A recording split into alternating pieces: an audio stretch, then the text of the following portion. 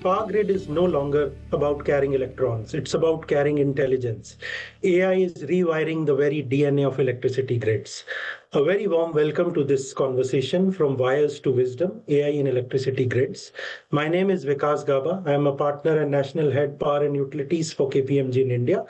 And I'm joined by my colleague, Colm O'Neill, partner with our Ireland practice and also the global head of power and utilities. He brings wealth of experience on how AI is reshaping energy systems. Colm, thank you for joining. Look forward to unpacking this. And lovely to be here, Vikas, and thank you for the invitation to speak to you today. It's certainly a fascinating time in AI in the energy industry. I was just reflecting, if we were to go back 12 months, the progress that has been made in that time is quite breathtaking. It's now become something that we're not just waiting to happen, it's actually happening in grids as we speak across operators that we're dealing with right across the world. So really looking forward to this conversation. Absolutely. In fact, to begin with, when we look at any of the sectors that we are dealing with today, whether it is social media, entertainment, healthcare, online gaming, shopping, banking, security, surveillance, we see AI is already deeply woven into the fabric of our lives. From apps we use to the decisions that are made for us. And the key part is the more invisible it is getting, the more powerful it is. We are getting used to it. Now, coming to grids in India, the grid is vast and diverse with lots of distributed resources and fast growing demand. What do you believe, Colm? Why is AI such a critical enabler? I mean, it's interesting. Like if you consider what grid operations traditionally were, they were traditionally rules-based environments. They were very reactive and quite dependent on individual operator experiences. There would have been experts in any grid that would have been seen as the people who could tell you what was going on. Like now, the complex two-way grids we have today, with renewables and distributed energy resources and so on, the grids just become so much more dynamic, and the ability to process massive data flows and using intelligence of all sorts to process that is important. If you talk to grid operators around the world, they would quote numbers often less than 10% of their visibility of the grid, which when you're trying to run an environment that if you get it wrong, it shuts down, or if you get it wrong in the other direction, it melts. That's not a good position to be in. So, the ability for them to make decisions and get much greater visibility has become so imperative. There's the continuing requirement for us to decarbonize our electricity generation. That's driving renewables onto the grid and present new problems for our clients to deal with. And then, of course, the explosion of real-time data, and that has so many uses, that data, not just in the operations of the grid and the maintenance of the grid, but also in delivering against regulatory compliance obligations as well. So, the use cases for AI in grids is really myriad. Completely agree. In fact, I can add from India perspective, we as KPMG have been involved in smart metering space. Today, India has about 100 million smart meters installed as of July 25 under the revamped distribution sector scheme of Government of India. Now, when this entire 250 million meters come on board, we will be generating about 4.8 TB of data per day, the interval consumption data. And besides this consumption data, there is data from billing, there is data from grid operations, loss and theft. There are so many DERs coming into the grid and so on. So it is now and here and happening. On the renewable energy side, again, it is growing rapidly. More than 30 gigawatt was added in FY25, reaching 220 gigawatt as of March 2025. The EV penetration is growing at close to 50% year on year. We have reached 1.6 million units. So we are seeing sudden surge of DERs as well. And this requires intelligence and forecasting capabilities.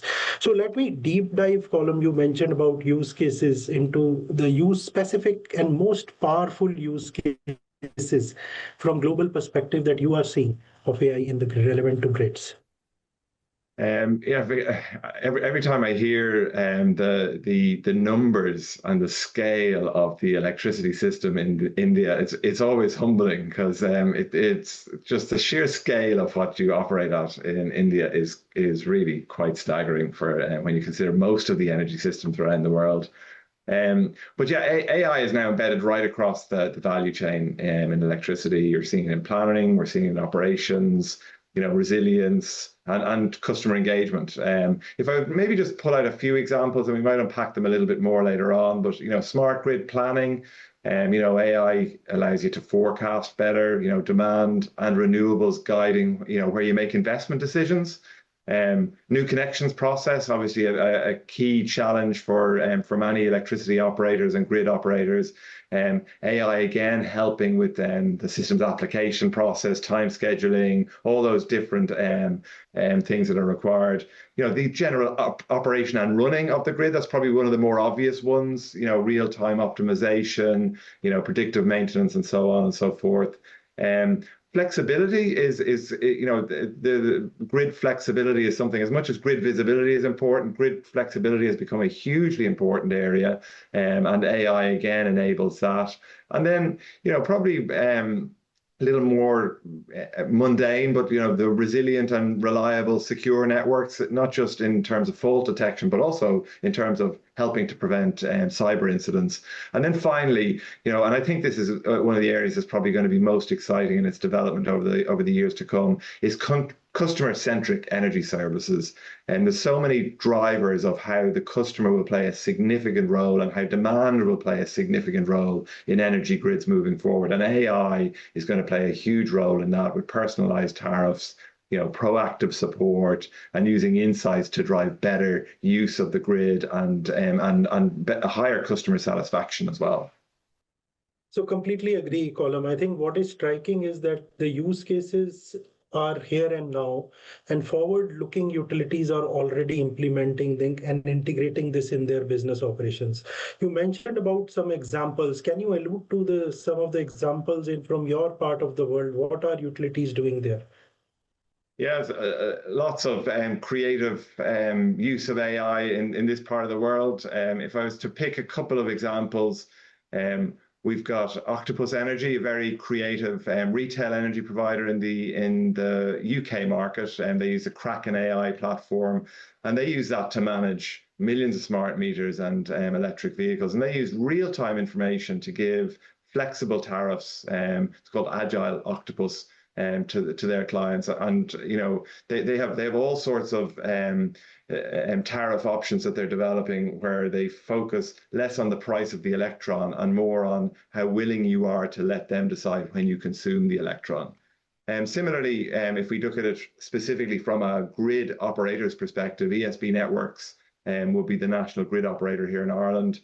They've used AI-enabled analytics on their smart meter rollout. On grid operations, they use it for predictive maintenance, for identifying precisely where faults are located. And they're also piloting some demand response programs for better integrated renewables into the network. So lots of different uses, and all to deliver different strategic or against different strategic objectives, whether that's growth, resilience, trust in their network, and so on. Very interesting. I think when it comes to India, the scale challenge is very different. And while AI is being used for optimization at the edges, a large emphasis is on affordability, so cost reduction kind of mandates, loss reduction, reliability becomes at the fore. However, there are forward-looking utilities, those in Delhi, Mumbai, I would say are at par with any global utilities when it comes to customer-centric innovations, use of analytics, and so on and so forth. The key point I think I would make is that we are heading towards the same intelligent grid future. However, the entry points, the starting points for different utilities, different countries might be different. One big example I would say is power purchase. For any distribution utility, power purchase cost is 70 to 80% of their total expenses. Now, with changing paradigm, there is need for a platform that helps utilities align their technical demand projections with generator schedules, optimize dispatch, anticipate market prices, and submit competitive biddings, because all of them are interfaced with the market. So as KPMG, we run a solution called Energy Portfolio Management System that does this using AI and ML powered modules. Now, increasingly, we are developing how we can bring the generative element into this and do this and increase the interactivity to this. So just extending the conversation further, let me come to challenges. Of course, this is not without challenges. So what kind of challenges we need to be mindful of, Colm? Thanks, Vikas. Yeah, and any benefit that you're looking to get like this, it clearly has its hurdles that you've got to overcome. If I was to name a few that we're seeing, more prevalent across a broad range of our clients. First of all, a lack of a plan and clear policies. There's lots of pilot work going on, but if AI is really going to be part of your business, what is the plan to integrate that right through the operations? And that's particularly important for clients who operate what are effectively critical national assets.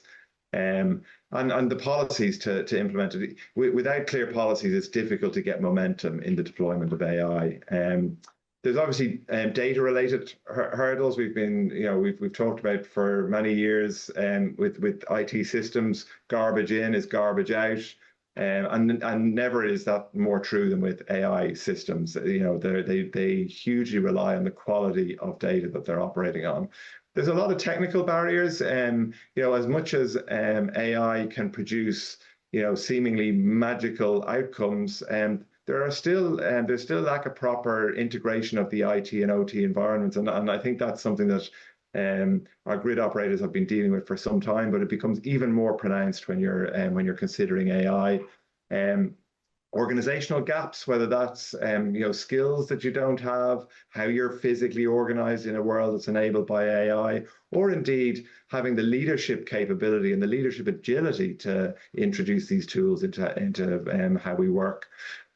There's financial and ROI challenges. I would think, as much as the hype cycle for AI has been accelerated, there's certainly a few reports more recently, one more recently from MIT, for example, and it was interesting. MIT issued two reports at the same time, one saying that a relatively small number of people trying AI were actually getting true value, and then they issued another report at the exact same time talking about the amazing value that businesses were getting from AI. So I think we're at that stage in the hype cycle where ROI challenges are a challenge. And then obviously policy and regulatory issues. This is different in different parts of the world. In this part of the world, we've got the EU AI Act, and our clients have to consider how they comply with regulation, and not just their own energy regulation, but also how do they comply with regulations relating to AI and how it's deployed within their systems. So lots of challenges to overcome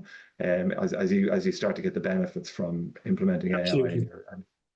Absolutely. I think a lot of this relate to the Indian regime also, and overcoming them will require not just technology, but I would say investments. They will need to be top leadership commitments, so governance, very strong governance, as well as policy support. Now, as we move forward and we take a look at the future, I think to my mind, one of the big use case which often is ignored that will unleash is planning. Now, we know all utilities are witnessing sector coupling and power to X.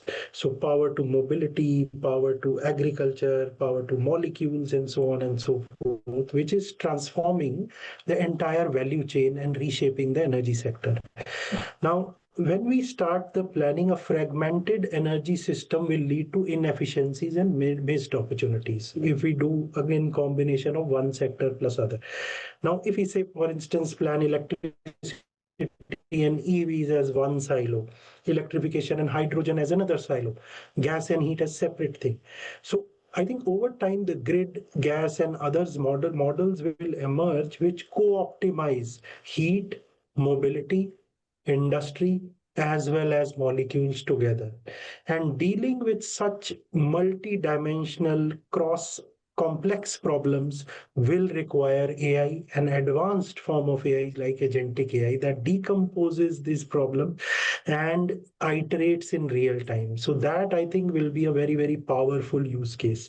So as we move forward, what do you think Colm utilities should do?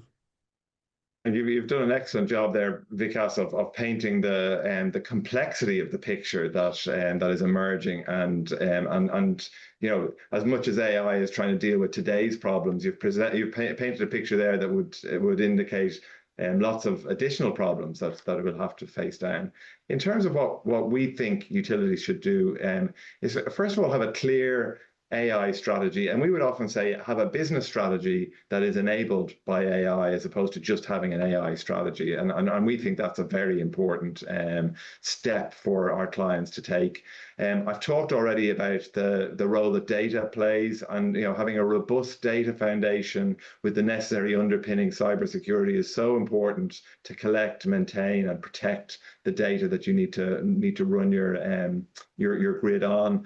I think you need to be specific about the role that AI can play in your business. It maybe doesn't matter too much which use cases you pick, but try to be precise about the value that you think you're going to get, because we've talked about ROI being a key potential barrier.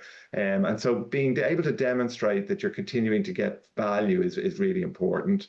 We've talked about skills. You are going to need to develop a new type of workforce with new skill sets and new approaches. Intentionally develop that workforce. It's not a case of just getting some technical people to help you. You really need to be intentional about building the capability for the future. And then strengthening your own internal governance and partnerships. We think that partnerships are going to be key to people being successful in AI, and clearly we would look for our clients to partner with us as a firm, but even we are looking to partner with new emerging organizations who can help us in how we deliver and us in how we deliver for our clients. It's going to be an ecosystem of organizations that will ultimately deliver for us and for our clients in this complex task. Thank you, Colm. That provides indeed a useful and very practical approach for utilities to follow and a frame that they can adopt. Now, I would end by saying that as complexity grows, intelligence must also scale. And as they say, the future runs electric, thinks algorithmic, and acts with wisdom. With this, we come to end of this conversation. Thank you again, Colm, for joining. This is Colm and Vikas signing off. Thank you.